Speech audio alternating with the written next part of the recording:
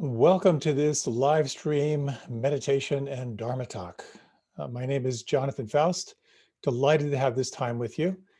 You know, I'm used to at the Unitarian Universalist Church of Arlington, where I teach on Monday nights. I'm really gotten used to seeing people beforehand and looking out and making contact is just helpful for when I'm going to guide meditation and lead a talk.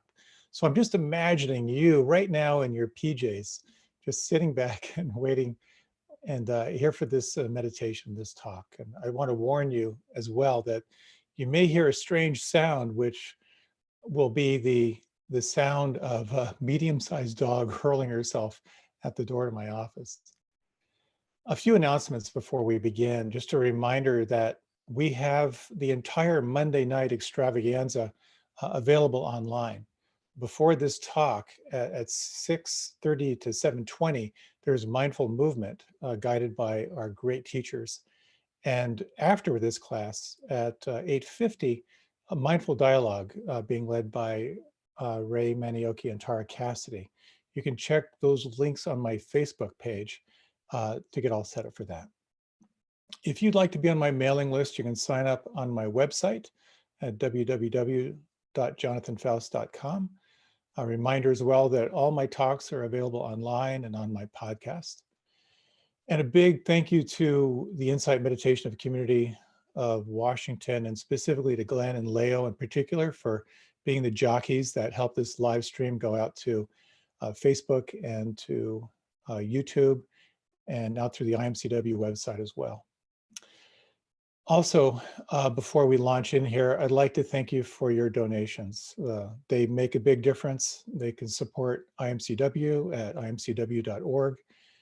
Anything you'd like to do to support the Unitarian Universalist Church of Arlington, which hosts our class. And for me and my lavish lifestyle, that's available through my website, through PayPal at jonathanfoust@mac.com. So it's great to have this time with you.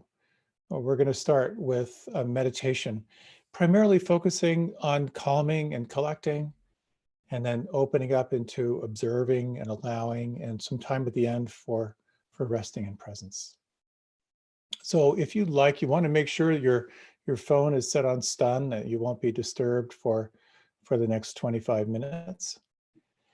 It's also helpful just to find a posture where you will be as comfortable as you can while at the same time remaining alert. So best to have your spine upright as best as you can. And it's also helpful just to help to prepare the body a little bit. So if you like, you might want to reach your arms up overhead.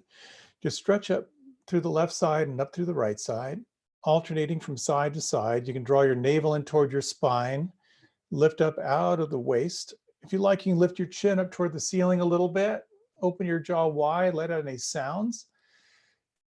And we're going to move into my favorite technique for calming, and that is to let your hands just slide right down so your palms are facing you. When you're ready, you can close your eyes. And as you close your eyes, let all of your attention flow into your hands. And feel the palms, feel the fingers and thumbs, feel the backs of the hands. And now relax your thumbs. Relax your fingers. We're going to move into an exercise that is helpful for cultivating a sense of not just concentration, but also a practice of absorption. The anchor or the focus of your attention is the feeling in the hands. And you might just sense now, can you feel any sense of pulse or tingling or subtle energy or vibration? Can you feel or imagine the space between your fingers? And as you're ready, imagine that if someone was observing you, they could barely perceive motion as you begin to lower your hands down toward your lap. If someone was watching you, they could barely perceive movement and feel the micro movements of the hands as they flow through space.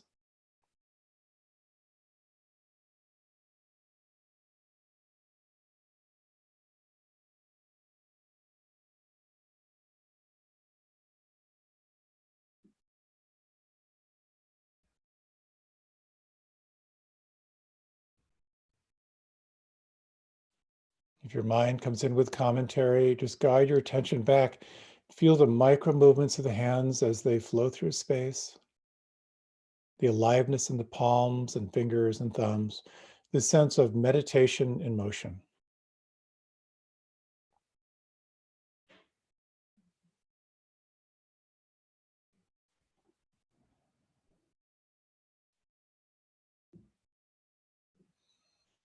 Notice the effect on the mind.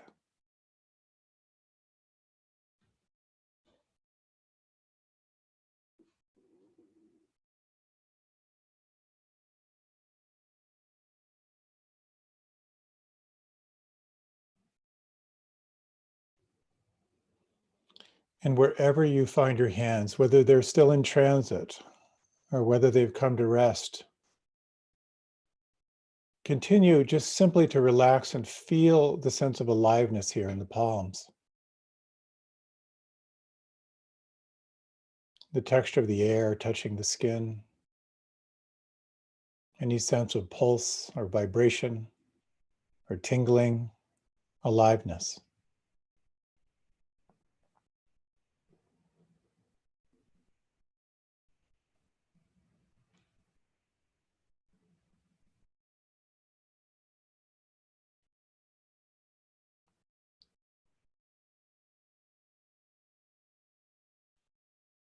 And take some time now to relax and to feel. Notice the sounds around you right now.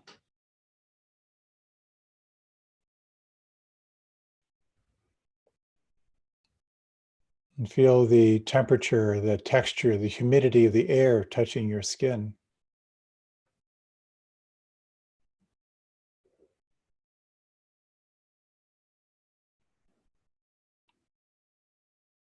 Where do you feel the breath the most predominant on the inside right now?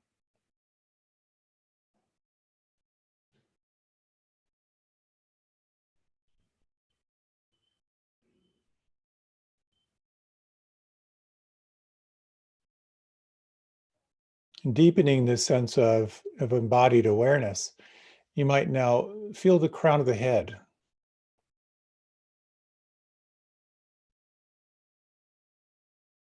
Can you feel your forehead smooth?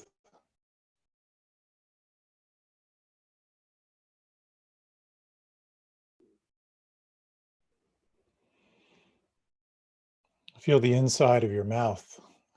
And sense it now if you can relax your tongue in a way that it fills your lower jaw.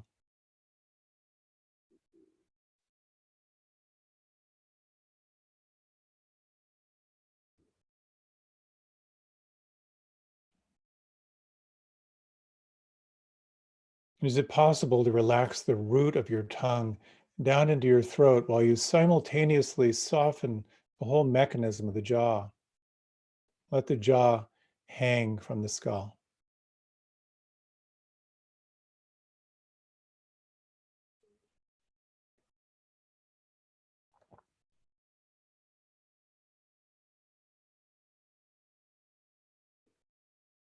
And sensing all the muscles of the face, is it possible to let all expression melt away from your face now?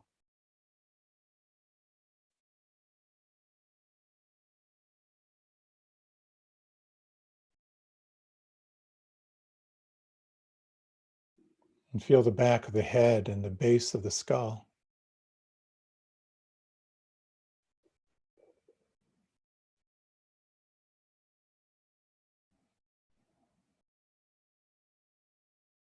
And the back of the neck and the tops of your shoulders.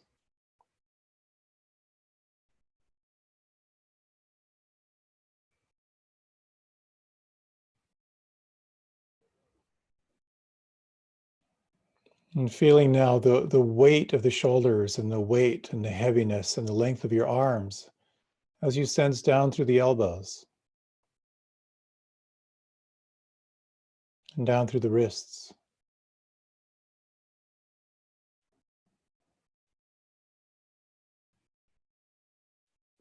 As you again revisit the felt sense of the hands and palms and fingers, take some time here to relax and feel.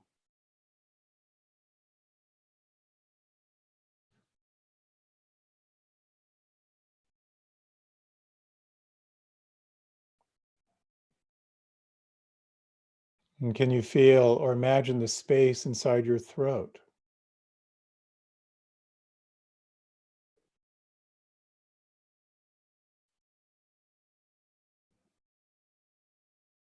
The space inside your lungs as you breathe.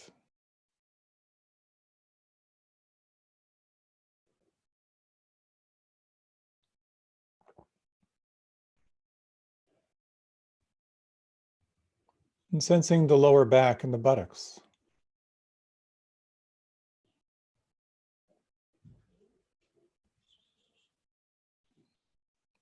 And the belly and the lower abdomen.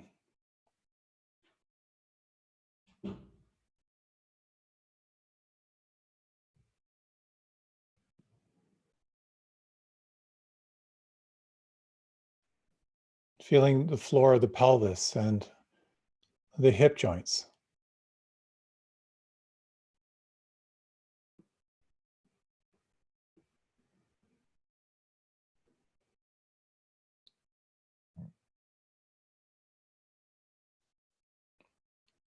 And sensing now down the length of the legs, down through the knees, the backs of the knees and the kneecaps.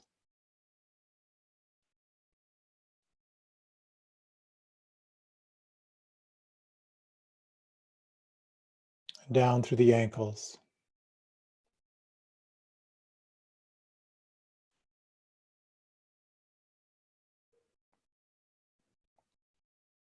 The tops of the feet and the toes.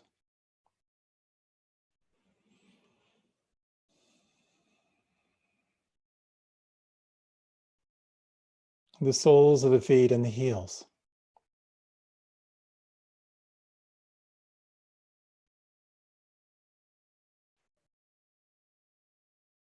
And you might inquire, what could relax or soften right now? Sensing this paradoxical blend of deep relaxation while at the same time the mind alert.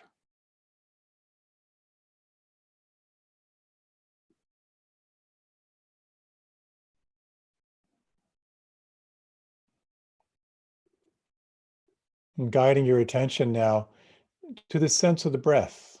Where do you feel the breath on the inside right now?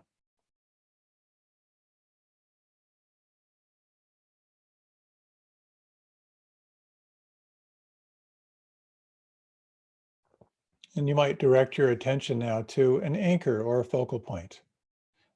It may be the breath, the sense of the breath where you feel it the most predominant, or you might narrow the breath to the region of the nostrils or the septum, or perhaps the belly. But the breath is effortless and free flowing. Your attention is at the experience on the inside, the length of the inhalation, the pause, the breath out, and that moment of stillness.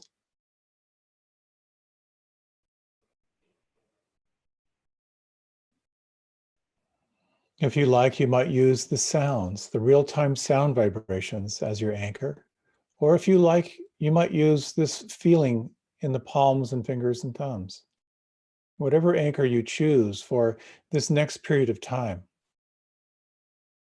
let this be your primary form of focus or concentration, the direct experience of here and now.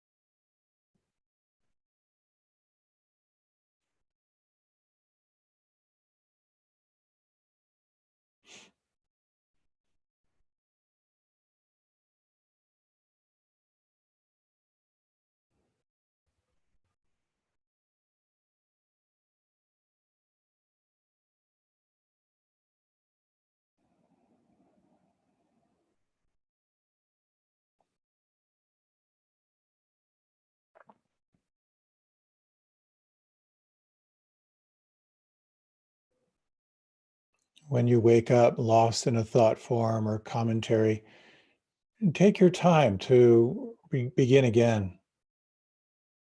You might again just sense through the body and sense what could relax or soften right now. And from a place of relaxation, guide your attention back to your anchor.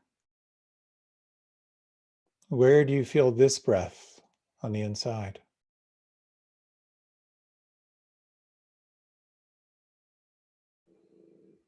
Awake to the sounds as they're happening, or to this feeling tone, the felt sense of your hands.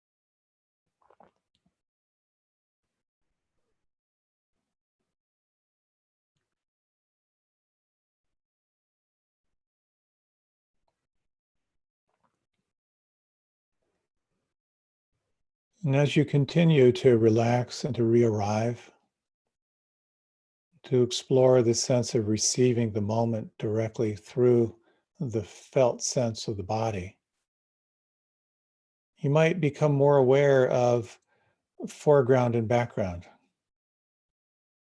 that the anchor of breath or sound or feeling is in the foreground. And yet, as you relax and widen your awareness, you may be more aware of everything that is changing in the background. And if it feels right for you, you might relax your concentration a bit. Open and widen, broaden your attention to the perception of all that is changing. The sense of the stream of sensation and feeling, the flow of thoughts, moods, even different states come and go. And you might sense what it is like to be the open monitor of what is changing in your experience, and to sense what it means to let it be just as it is. When the mind naturally gets lost, bring yourself back again to the anchor. Establish a sense of here and now presence. And then again, you might broaden and widen your awareness. Awake to all that is changing and sensing what it means to let it be.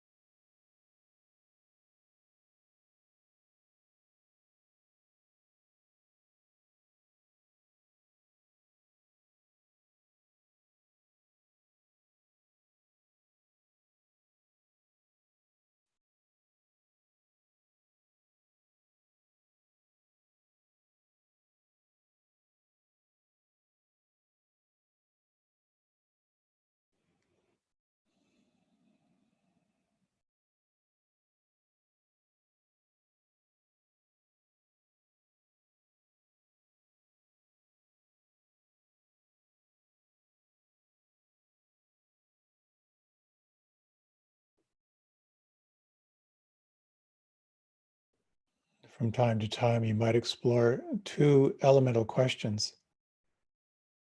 The first question, what is happening right now?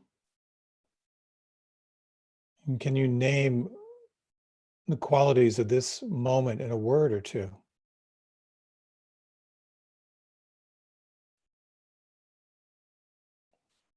The second question, can I let it be?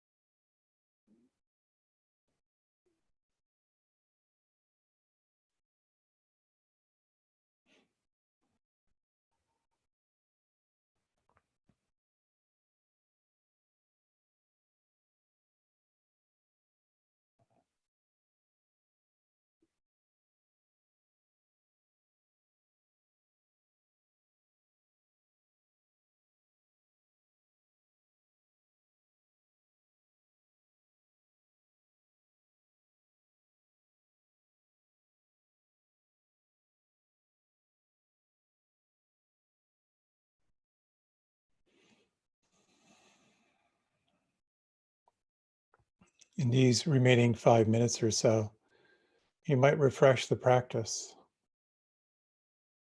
Again, inquiring what could relax, what could soften, and feel the forehead smooth. Relax the tongue and feel the inside of the mouth.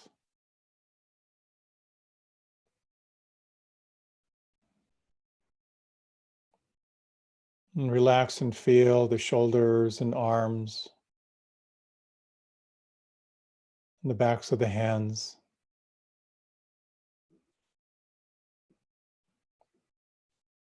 the palms, thumbs, and fingers,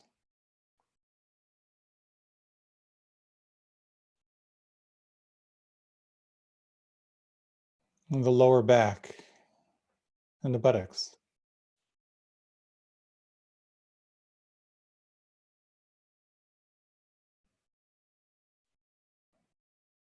and the belly and lower abdomen, and sensing down through the floor of the pelvis.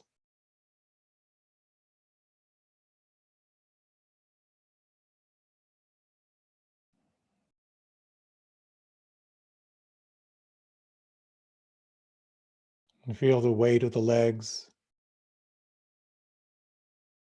and feeling the soles of the feet and the heels.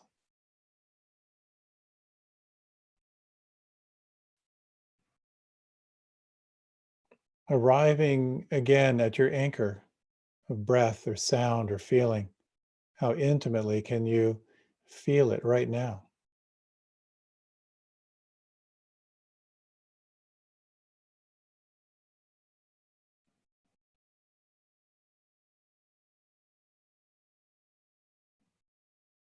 You might widen your awareness to this perception of all that is changing and your capacity to let it be as it is. And if it feels right for you in these remaining minutes, you might release all technique. Just relax and feel. Deeply relaxed, at the same time alert. Allowing open and spacious.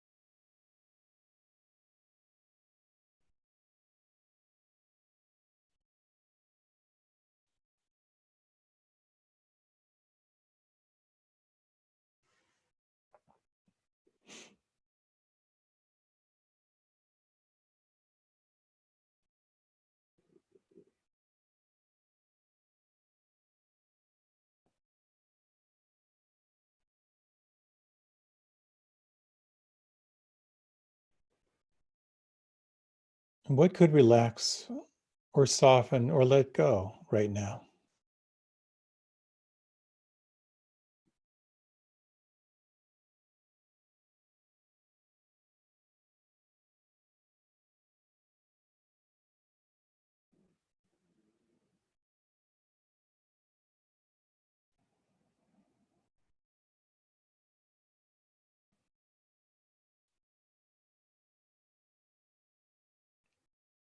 What could relax or soften or let go even more than that?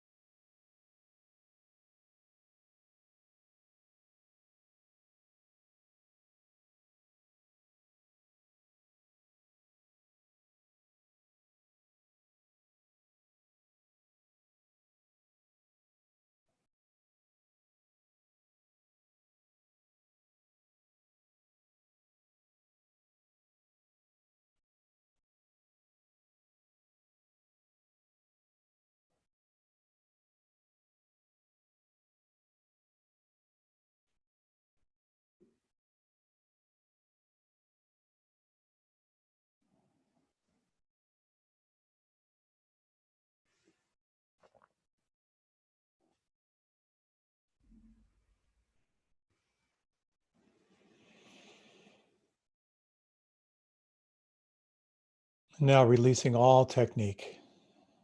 Just relax and feel.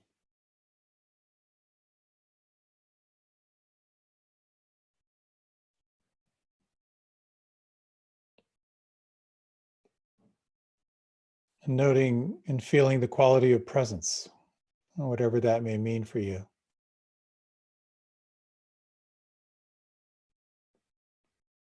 And sense what has shifted.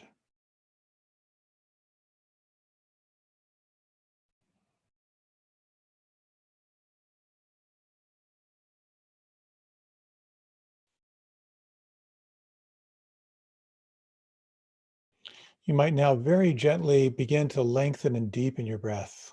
And notice where you feel the breath on the inside. And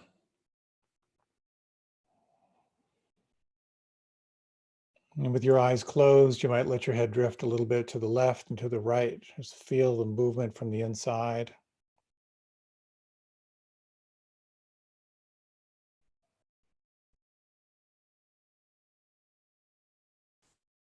And from here, let your body begin to move and shift.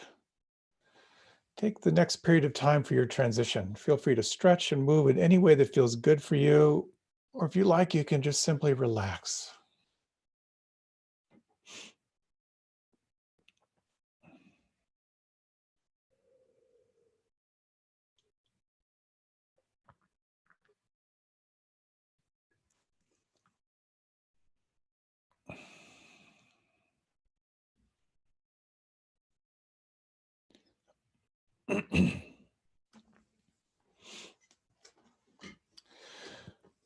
Welcome back. If you like, once again, you might want to reach your arms up overhead. Stretch up in any way that feels good for you. Lift your chin up toward the ceiling. Let out any sounds.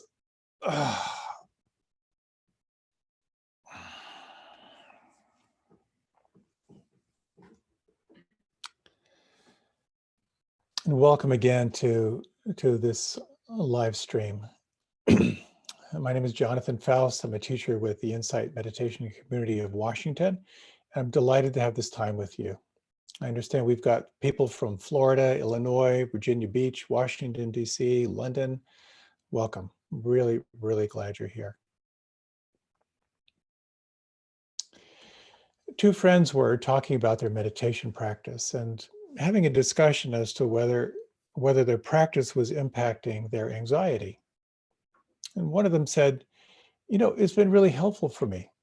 I've got it down to two worries: every person on earth's opinion of me and the crushing psychological weight of being alive. There's no question right now that worry is in the air. It's part of the air that we're breathing. Concerns about COVID-19, about the economy. And chances are good you may know someone who is affected by the pandemic. And I offer my sincere wishes to you. I hope that you're safe. And all who are struggling right now, my deepest hope is that we all find peace and ease. Tonight, I'd like to talk about worry and the accompanying restlessness that comes with anxiety. I'd like to talk about the diagnosis of worry, the cause, the remedy, and the path to becoming more whole. Tonight's talk is really a continuance of the recent talks on the mind states that obscure clear seeing and an open heart. When things aren't going your way, the mind has a propensity to get lost in 5 essential states. One of them is anger, aversion, and ill will. One of them is craving and desire, worry and restlessness, sloth and torpor, and getting paralyzed by doubt and self-criticism.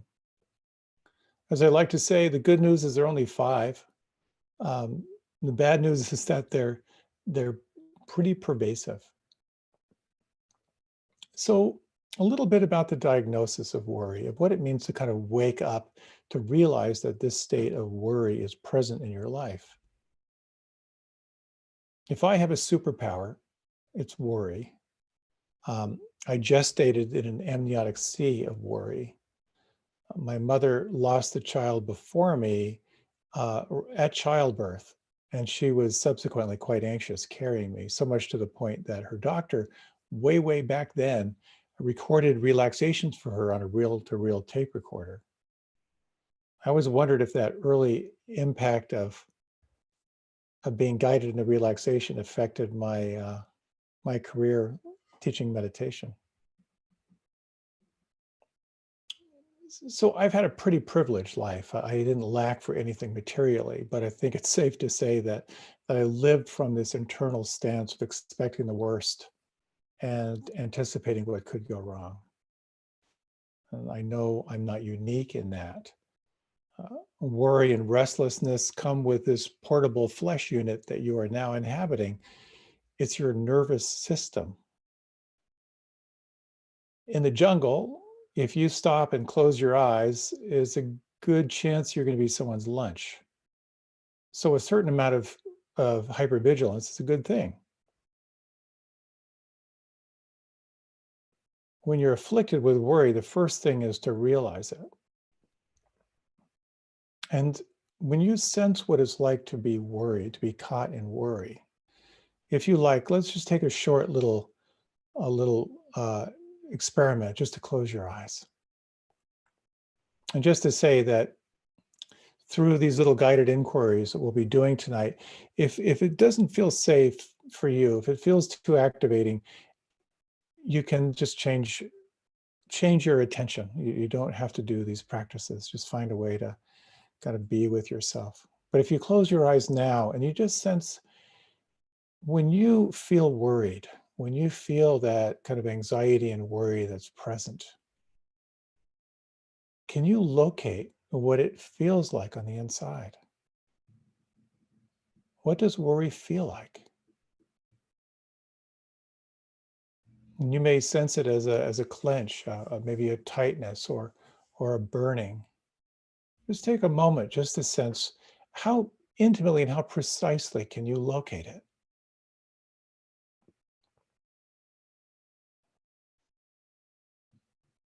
And if you like, you can open your eyes. What I find is that when I realize that I'm caught in this weather system of worry, for me, quite often it's a clench. It's kind of a clench, kind of in the solar plexus. And I can feel kind of a state of alarm, almost an armoring that occurs.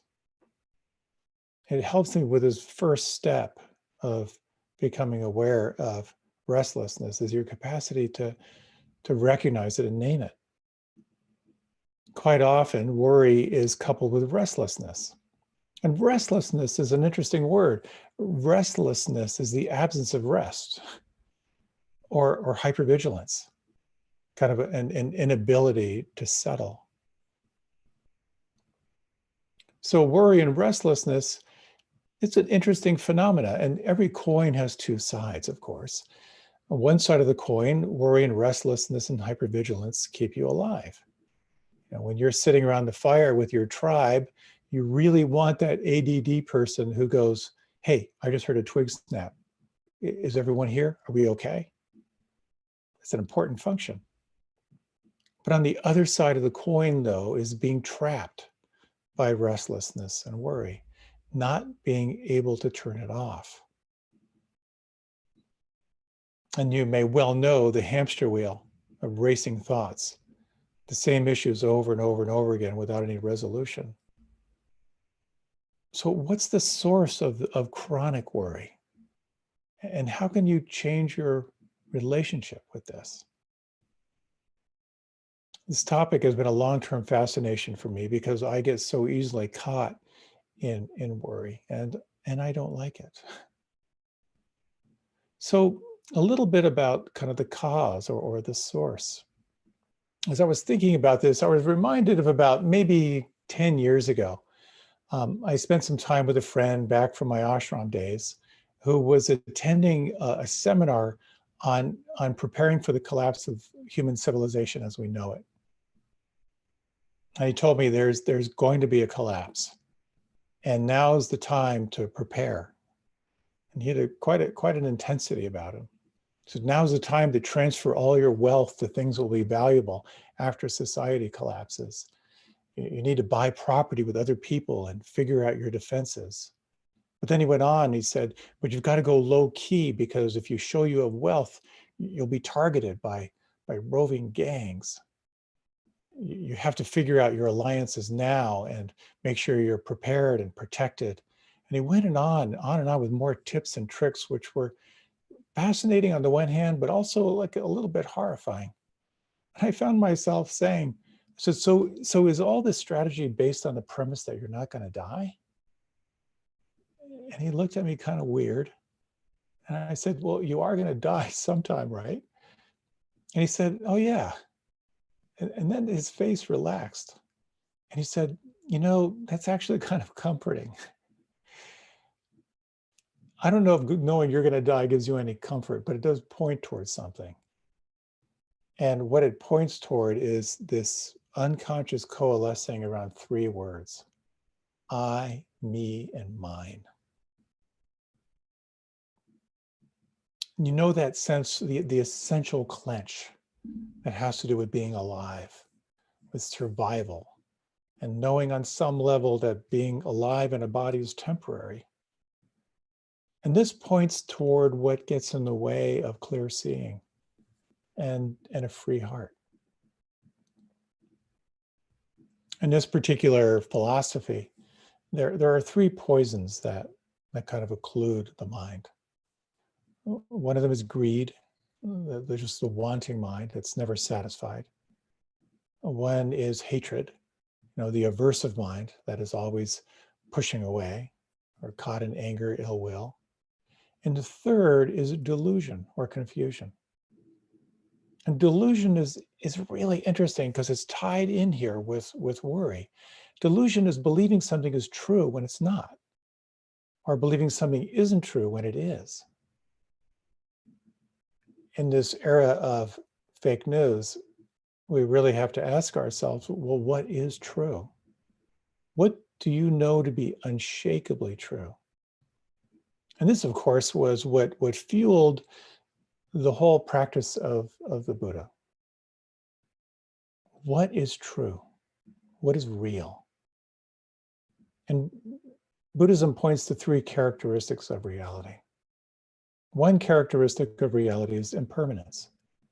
Anything that's born out of causes and conditions is subject to change. And when you explore this in your moment-to-moment awareness, you recognize everything is changing. Everything is mutable. Even things that look solid, if you look really, really closely, they're not so solid. That ties right into the next characteristic of reality, which is seeing into the nature of stress and suffering. Anything you hold on to the degree you cling to it, is going to result in some form of stress or dissatisfaction or suffering. So everything is changing, and your relationship to what is changing is what determines the degree to which you will feel stress or suffering or dissatisfaction. And this points toward the third characteristic of reality, which is going to be referred to as not self. Now, well, this is a little hard to grasp with the rational mind. One way to think of it is that when you look at who you are, one component of who you are is the product of causes and conditions. That includes your body, your thoughts, your emotions. All of those are changing. So what is beyond the body? And what is beyond the conditioning of your mind? I can't tell you what's beyond the body because I'm not dead yet. But I can say that when those three words are more porous, when I and me and mine get a little bit more open or they fall away, something very interesting arises. And I know you've had that experience. When the sense of I, me, and mine either drops away or becomes a little bit more open, a little more vaporous, something very interesting begins to arise. And so it's a false belief, a deluded belief that you are permanent. It's like, you're born and at some point you have a name and you recognize you've got a name and the whole thing starts. I'm separate. You look for more and more evidence that you're separate. You go through life investing in the idea that you're alone, believing that you're a wave cut off from the ocean. And this whole notion is amplified with the fear of death. Ultimately, we know that all of this is changing, is going to fall away. And perhaps we'll move from being a wave once again to being the ocean itself, perhaps. But in the meantime, we tend to be caught in fear and worry and anxiety because of that false identification. And it points toward the possibility of taking a broader view of this life that we're living. This great poet once said, sometimes it's important to take the 3,000-year view. And when I think of that, this moment in time in the context of 3,000 years, something opens up. As a good friend said, humans have been on this earth for about 200,000 years. The viruses have been around for a long, long time, like around 1.5 billion years. Scientists don't know what year the viruses emerged exactly, but I understand they think it was on a Thursday. So, okay, everything is changing. What I hold on to is going to give me rope burn. And someday I'll remember that I'm more than a wave cut off from the ocean, but I'm actually the ocean itself. But right now, I'm freaking out. So how do you work in real time with worry and restlessness and anxiety? How do we work with it? So allow me to share a personal story of embarrassment. About 17 years ago, I was giving a keynote at a conference, and at this conference was a teacher I'd never heard of who went by the name of Tara Brach. She had just published her book, Radical Acceptance, and was on the road promoting it. And We made a wonderful connection, and to make a long story short, that blossomed into a torrid email romance, moved on to instant messaging, and eventually it turned into more. And about 8 months later, I was preparing to move down to Washington, D.C. to be with Tara. At that time, I was living in the Berkshire Mountains at the far western edge of Massachusetts. And then right at that time, someone sent me an article about a number of suitcase bombs, nuclear suitcase bombs that were missing, supposedly stolen from Chechnya, and were, according to this source, distributed in major cities around the planet. And of course, Washington, D.C. would be an obvious choice for a nuclear weapon. And I'm embarrassed to say, but I really went into a panic. Like, what am I doing? I'm moving from the mountains of New England to Washington, D.C., probably the highest value target out there. And I worried. And I worked it over and over again in my meditation practice. And I realized I wasn't really meditating on it. It was more like a high mental speed blender of hypervigilant hallucinations of everything that could go wrong. But as I sat with it over a period of time, it kind of hit me. And I realized this one question came up. What do I actually have control over?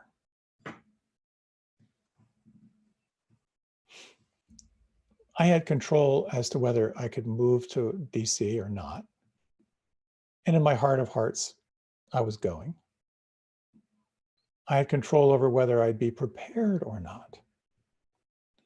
And this feels a little dumb, but at that time, I didn't have a lot of money. I didn't have any job prospects, but I spent about $1,000 on preparedness materials. Everything we'd need to shelter in place for a while, including potassium iodide pills. And you know what? My worry and my anxiety level dropped dramatically.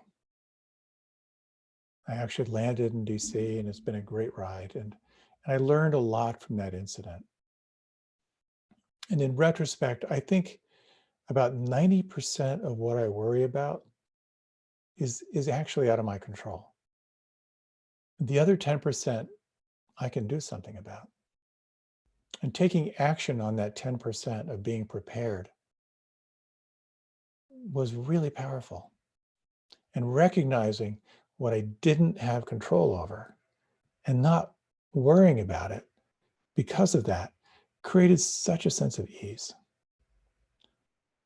When fear is not named and it's not directly examined, it becomes a virus. It pops up here and there, but a lot of time below the line, it's spreading a kind of dis-ease and affecting your whole system. I'd like to tell you a little bit about a particular approach that as someone who's a professional worrier has been very, very helpful for me. And this is something from the author and cultural influencer, Tim Ferriss. He gave a great TED Talk entitled Why You Should Define Your Fears Instead of Your Goals. And I'll include the link in the notes for you. And Tim is a fascinating guy. He's brilliant, and he makes no secret about the personal struggles that he's gone through in his life. In his study on how to kind of work with himself, he was heavily influenced by the Stoics. And it's interesting, there's a lot of similarity between the Stoics and kind of Buddhist philosophy in that both are reality-based. And as a board-certified worrier, I got so much out of his presentation, and I really encourage you to check it out if worry and fear is a big theme in your life. My apologies if I don't represent this message perfectly, but I'll tell you a little bit about how it works. And then I'll offer a little reflection I'll take you through. The first step is to name your fear. When there is anxiety, ask yourself, so what could happen? And naming it is quite powerful. And part of the reality-based approach, both the Stoics and in Buddhism, is it really could happen. If you name a fear, yeah, it might happen. So there are two questions that when you can name a fear is to ask yourself, first, what could you do to prevent this from happening? And then to ask yourself, what could you do to repair things if it does happen? These two questions are really simple, but they're really, really powerful. And I'd like to give you an example, and then I can guide you through a short little inquiry. A friend shared how terrified she was that her parents were going to catch COVID-19. They're they're older, her mother has a compromised immune system, and the idea of losing one or both of her parents was really unbearable, and she found herself just caught in dread. Again, this cycles of worried thoughts. And as we sat to talk about it, she named her fear, and naming can be helpful. It doesn't necessarily provide relief, but it does point toward a really powerful phrase, which is what you can't communicate controls you. Sometimes taking time to turn directly toward the worry or the fear and to name it is the beginning of moving into deeper investigation. And so I asked her, well, what could you do to prevent this from happening? What could you do to kind of protect your parents? Like, what are 5 things you could do, no matter how small? And she said, well, they just hate being cut off. They're complaining about how alone they feel. And she said, I really want them to recommit to staying in place. And as she sat with it, she thought, I could teach them and their friends about technology and how to work these platforms of being connected. And I realized I've been worried about them getting Amazon shipments, and I can show them a protocol to make sure that they're safe in terms of not bringing boxes into the house. She thought about it a little bit more. She thought, I could schedule a time to FaceTime with them during the day so they knew that there would be a time when we would sit down. And I know they love being with my kids, and I can get my kids to hang out with them and explain to them how important it is for their grandparents to have time with them. And we sat a little bit longer, and she said, I've always wanted to do oral history with them. I could spend some time interviewing them and record it. And as she began to speak, she began to get a little bit lighter. And of course, because this is a reality-based inquiry, it leads to the second question. What can you do to repair things if it does happen? She thought about that and she said, well, I need to make sure they have medical supplies in place. I've done I can do a better job at that. And I would be relieved if I knew they had that. I can make sure they have direct contact with their medical caregivers and make sure that if there's anything they need, that those channels are really opened up. And I could set up a support line with my siblings so we know we're going to have things covered in case they need extra support. As a result of that inquiry, she had a to-do list. And just looking closely at what she could do to prevent it, what she could do to repair it, she said it alleviated a lot of that clench kind of under the line, under the radar. So I'd like to offer you a little reflection to kind of give you a little bit of time to kind of sense if these questions might be helpful for you. And again, if this is challenging for you, if it feels too activating, you might just choose a concern or a worry that isn't quite so activating. But if you like, you can close your eyes and I'll be offering you these questions, and then you'll have just a minute or so to kind of reflect on your own. And actually, if you have a paper nearby, you could even explore that. So if you like, you can close your eyes, and with your eyes closed, you might now take 3 long and slow deep breaths.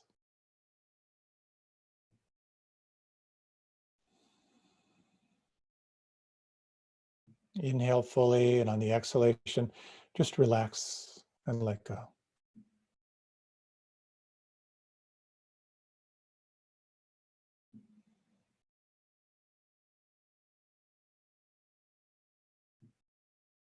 And you might bring into mind now something that you're worried about, something you find your mind kind of getting caught on.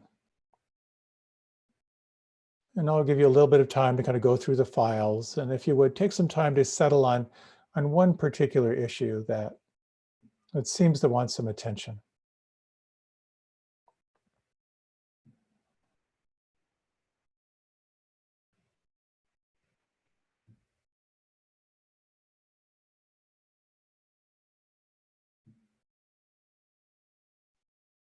And to bring this a little bit closer, you might sense, can you create a visual representation of this image that creates worry?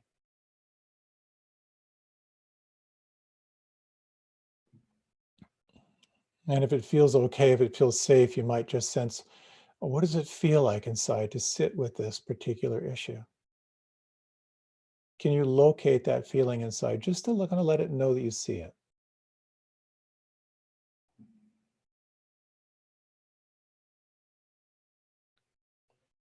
And now with this next question, let yourself just free associate. Let any and every idea pop up. And the first question is, what could you do to prevent this from happening? Can you think of 5 things that you could do? Take the next minute.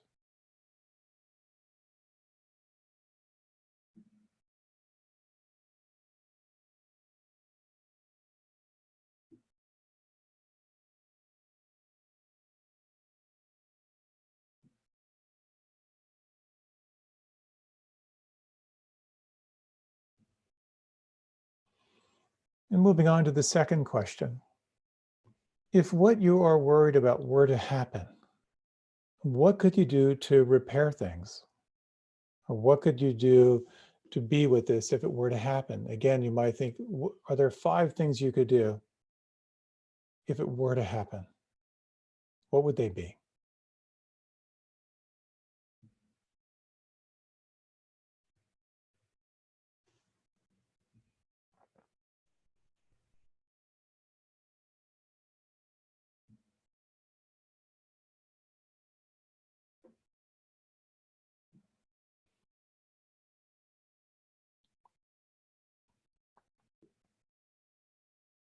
And you might, again, take some deep breaths. Take 3 long and slow deep breaths.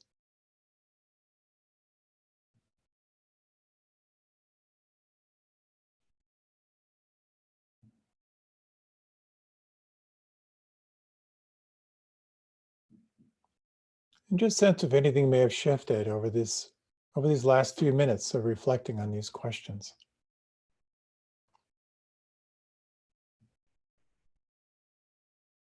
I hope you found that helpful. It's been helpful for me, and there's more to this, but that's an important piece. I found for myself a lot of my worry has something to do with identifying the unmet need.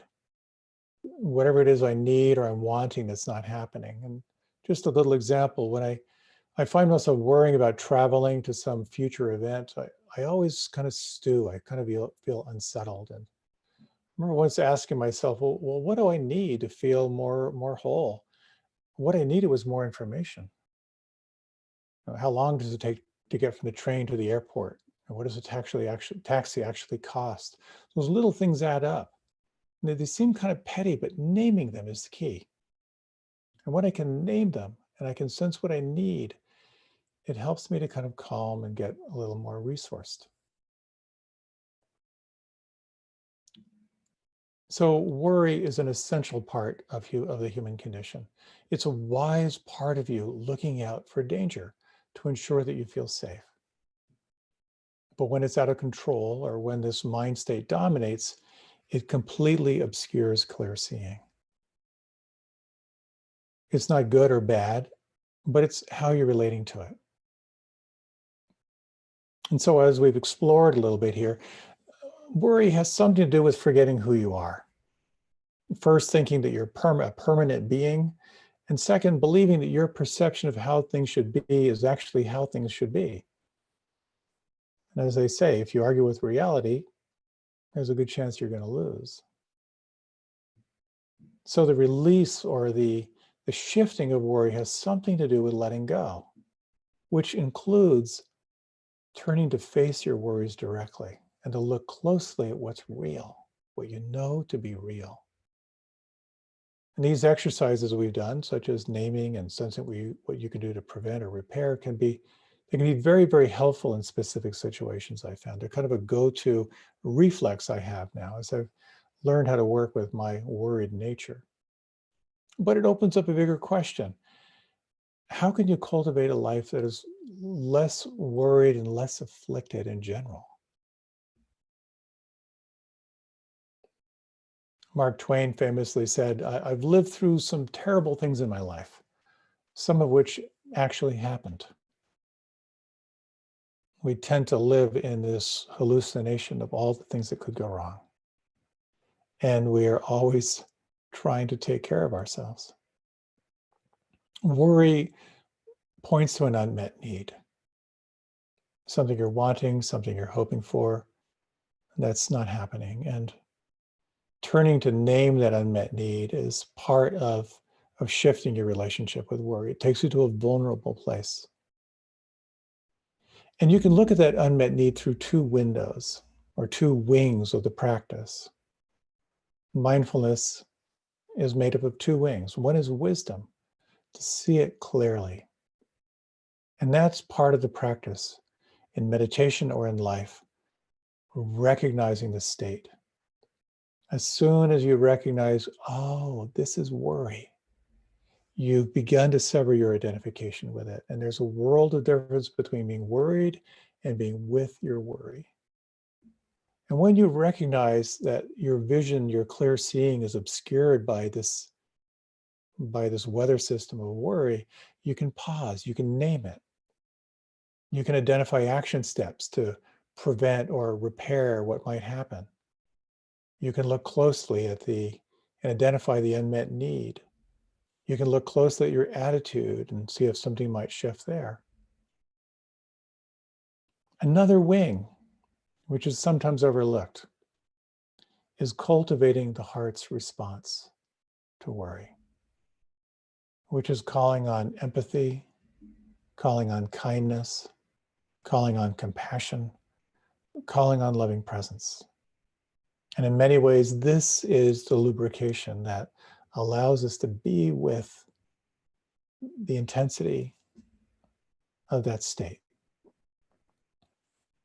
Quite often, it's so powerful, as Tara often says, is to bring your hand to your chest. There's something so powerful about that physical act of bringing your hand to your chest.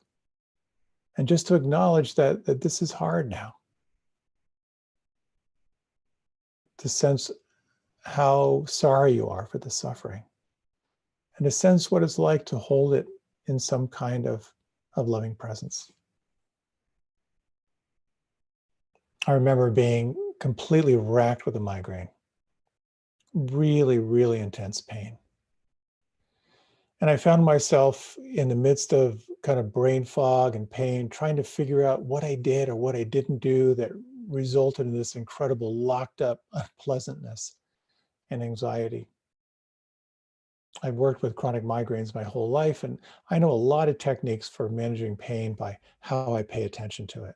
And none of them were working. And so it occurred to me I could call on another strategy, which is the strategy of calling on loving presence, which is something I had to learn how to do. Calling on kindness, empathy, compassion. And as I practiced this, actually I didn't bring my hand to my heart. I kind of brought it to the back of my head where I always feel the pain. And I just sensed, what if I just called on loving presence, whatever that means? What if I offer kindness and compassion to this? And that became my practice. And as I did, this phrase just popped right up.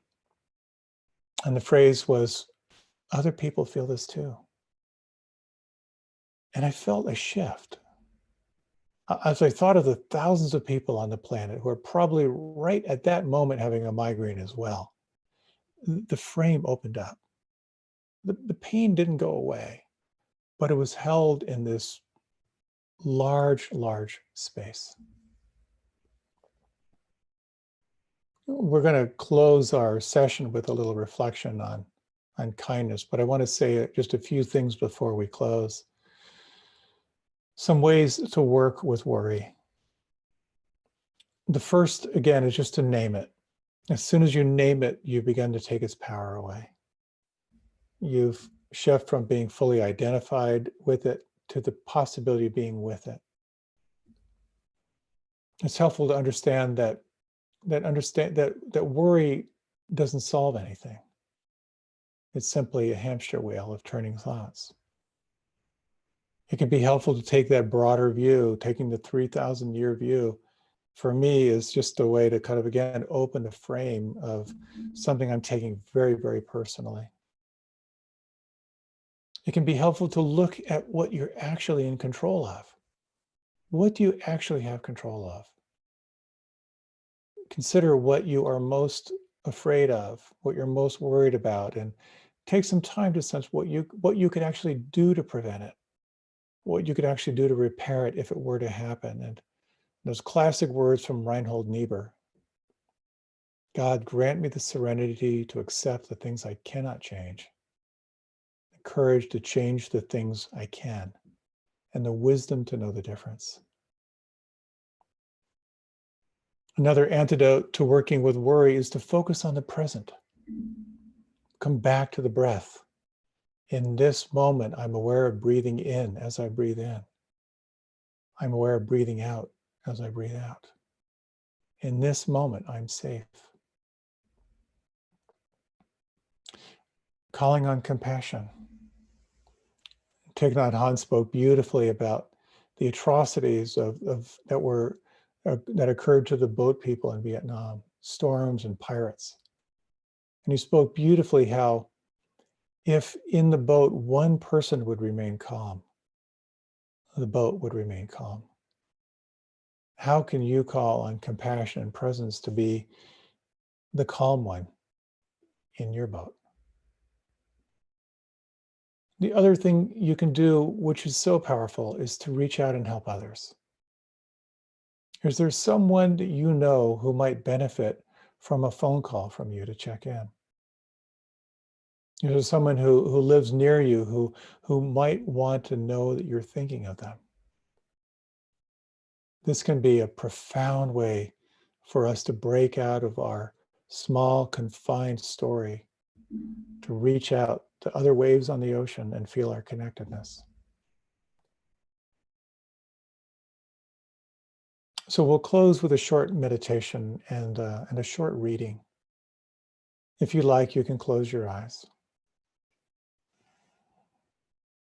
And you might, again, in your own way, take 3 long and slow, deep breaths.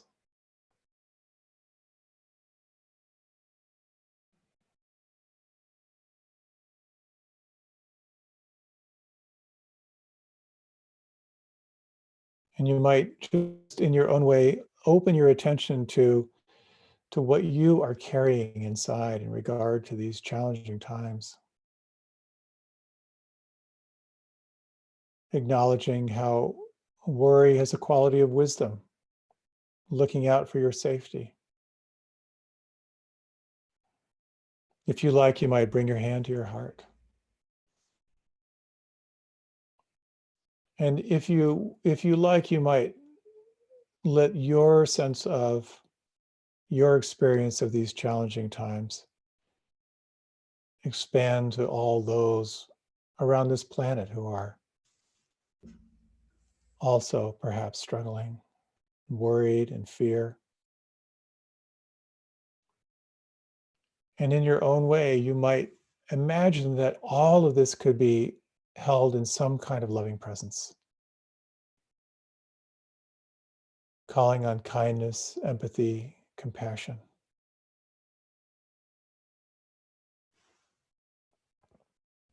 And as you breathe, Imagine if you could breathe in, if not some sense of loving presence, or just the willingness to feel it. May this be held in kindness and empathy.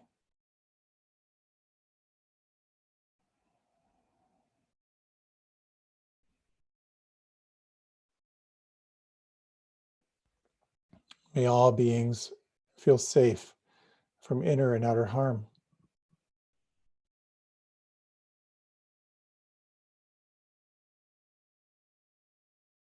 May all beings feel peace.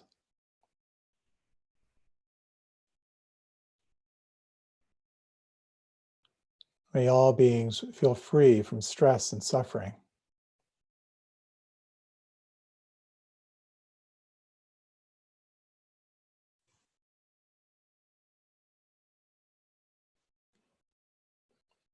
And we'll close with these words from Mary Oliver. And this poem is entitled, I Worried. I worried a lot. Will the garden grow? Will the rivers flow in the right direction? Will the earth turn as it was taught? And if not, how shall I correct it? Was I right? Was I wrong? Will I be forgiven? Can I do better? Will I ever be able to sing? Even the sparrows can do it, and I am, well, hopeless. Is my eyesight fading, or am I just imagining it? Am I going to get rheumatism, lockjaw, dementia? Finally, I saw that worrying had come to nothing and gave it up and took my old body and went out into the morning and sang.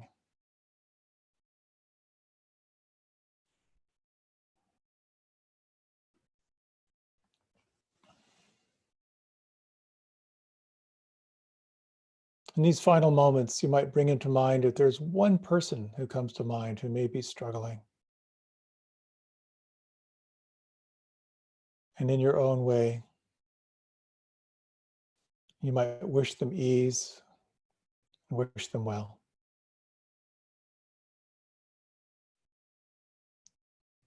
Letting that broaden out to all beings, including yourself.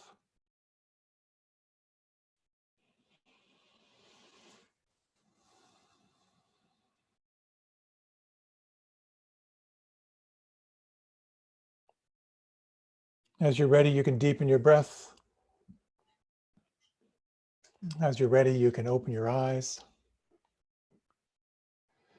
Thank you so much for your time and attention. Traditionally, at our class in Arlington, at the Unitarian Universalist Church of Arlington, we have tea and cookies. You'll have to find your own cookies, but I hope they are soothing, and I wish you well. Thank you so much. Have a wonderful evening.